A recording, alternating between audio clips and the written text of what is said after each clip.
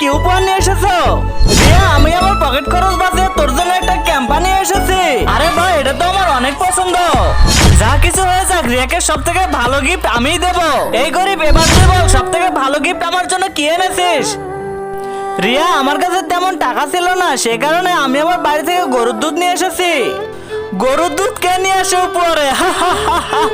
চলে যা এখান থেকে, তোকে তো জন্মদিনে বলতেই চাইনি আমি। চল এসো, তুই বল তুই আমার জন্য কি উপহার নিয়ে এসেছিস?